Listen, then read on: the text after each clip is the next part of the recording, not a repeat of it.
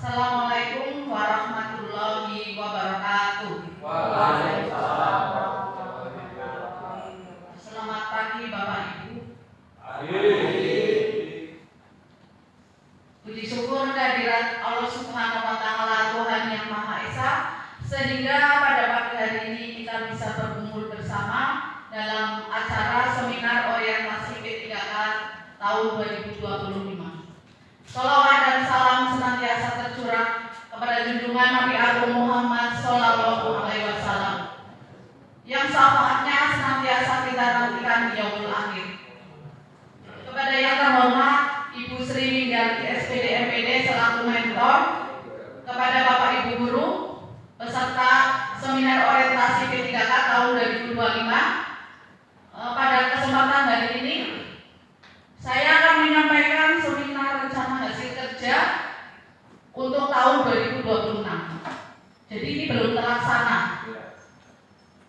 Perkenalkan, nama saya Iki Cahyati. Di sini saat di SMK Negeri 1 Cilacap, saya mengampu mapel proyek kita seperti Pak Ibnu. Selanjutnya adalah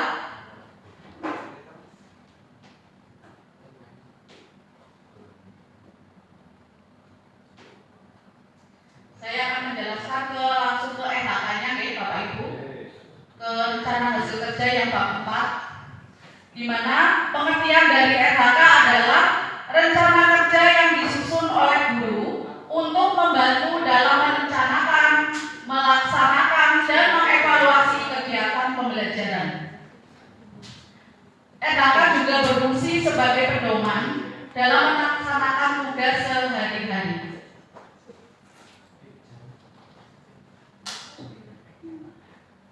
Nah, untuk rencana hasil kerja tahunan di tahun 2026 ini ada 4 rencana hasil kerja atasan yang diintervensi. Akan saya jelaskan satu persatu. Yang pertama adalah meningkatnya kinerja kepala sekolah melalui observasi kinerja yang berfokus pada memandu perencanaan pembelajaran. Kemudian yang kedua, terkelolanya pelaksanaan pembelajaran yang berfokus pada implementasi kurikulum operasional satuan pendidikan. Kemudian yang ketiga adalah terkelolanya penugasan guru dan tenaga kependidikan untuk mewujudkan penyelenggaraan pembelajaran yang berkualitas. Yang keempat adalah meningkatnya kinerja satuan pendidikan melalui kegiatan pengembangan kompetensi.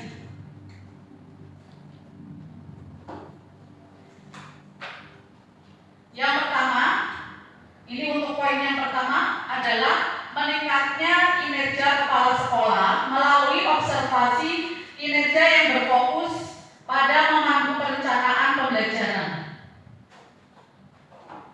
Untuk NHK saya adalah tersusunnya kurikulum operasional satuan pendidikan atau KOSP sebagai acuan dalam peningkatan pembelajaran. Untuk indikatornya adalah tersusunnya perangkat perencanaan pembelajaran dan penilaian, dan targetnya adalah 1 dokumen.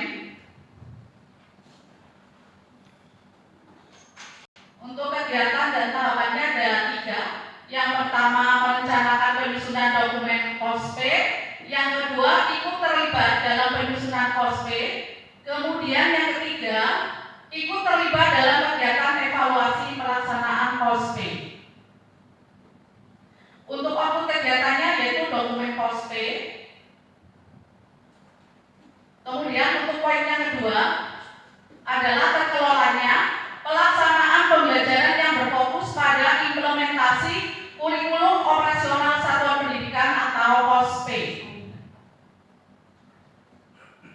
Untuk NHK saya, terlaksananya pembelajaran melalui perencanaan dan perangkat penilaian atau asesmen yang mengacu pada kurikulum operasional satuan pendidikan atau KOSP.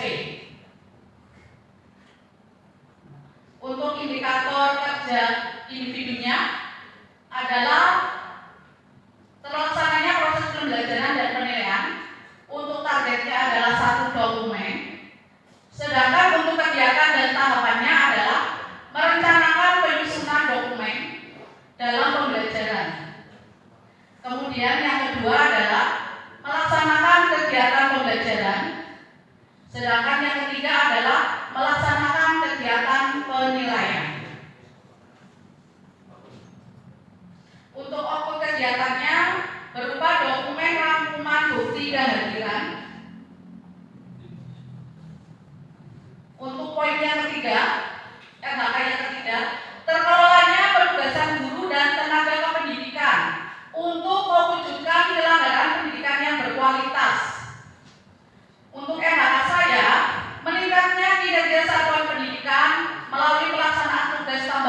sebagai guru wali. Kalau di sini sebenarnya saya ada tugas tambahan lain sebagai selain guru wali, yaitu sebagai staf dari kurikulum dan staf dari K7. Tetapi yang ada SK itu adalah guru wali, sehingga saya mencampurkan guru wali agar dalam melengkapi dokumennya tidak kesulitan. Untuk indikator kinerja individu, yaitu melaksanakan tugas tambahan sebagai guru wali. Untuk targetnya adalah 1 dokumen. Untuk kegiatan dan tahapannya, yang pertama menyiapkan rencana tugas sebagai guru wali, yang kedua melaksanakan tugas sebagai guru wali, dan yang ketiga adalah menyusun laporan sebagai guru wali. Untuk output kegiatannya yaitu SK tugas tambahan dan dokumen laporan guru wali. Kemudian yang keempat adalah meningkatnya kinerja satuan pendidikan melalui kegiatan pengembangan kompetensi. Ya, untuk yang keempat ini RHK saya adalah ada 2, yaitu meningkatnya kompetensi melalui peran sebagai peserta kegiatan pelatihan atau bimbingan teknis yang memperoleh sertifikat di bidang pendidikan, kebudayaan, riset dan teknologi. Kemudian untuk yang kedua, meningkatnya kompetensi melalui peran sebagai partisipan kegiatan seminar, lokakarya, konferensi, simposium dan atau studi banding lapangan yang diselenggarakan di bidang pendidikan. Untuk indikator kinerjanya ada 2, terlaksananya kegiatan sebagai peserta kegiatan pelatihan atau bimbingan teknis yang memperoleh sertifikat di bidang pendidikan, kebudayaan, riset dan teknologi. Yang kedua adalah terlaksananya kegiatan sebagai partisipan kegiatan seminar, lokakarya, konferensi, simposium dan atau studi banding lapangan yang diselenggarakan di bidang pendidikan. Untuk targetnya 2 sertifikat. Untuk kegiatan kan tadi untuk yang poin 4 ada 2. Ini adalah kegiatan untuk poin A dan B, yaitu yang pertama merencanakan kegiatan pengembangan kompetensi guru, yang kedua melaksanakan kegiatan pengembangan kompetensi guru, yang ketiga adalah mengevaluasi kegiatan dari pengembangan kompetensi guru. Untuk output kegiatan adalah berupa sertifikat pelatihan dan sertifikat seminar. Ya, mungkin hanya itu yang bisa saya sampaikan. Mohon maaf apabila dalam penyampaian ada yang belum sesuai. Ya, mohon silakan, mungkin ada yang mau bertanya. Terima kasih Bu Ibi, waktu yang sudah diberikan. Ini setelah saya menyimak paparan dari RHK yang sudah dipaparkan oleh Bu Ibi, itu memang RHK yang belum dilaksanakan ya, tahun 2026 besok berarti ya. Nah, yang pertanyaan saya itu sebenarnya penyusunan RHK itu manfaatnya apa sih? Ya. Terima kasih Bu. Manfaat untuk RHK bagi kita sebagai ASN ya. Yang pertama adalah udah pasti ya bahwa dengan adanya RHK kita bisa bekerja secara terukur, terarah, sesuai dengan apa yang sudah direncanakan atau apa yang sudah saya tuangkan di RHK tersebut.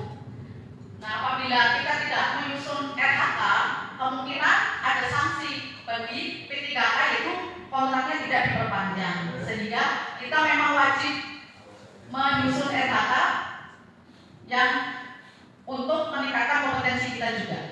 Mungkin tambah lagi ya Bu, kalau misalkan RHK itu kan acuannya itu kan nanti ke TW ya, TW 1, 2, 3, 4. Nah, hubungannya dengan TPU itu harus diperjelaskan. Oke, terima kasih atas pemaparan Ibu yang jelas.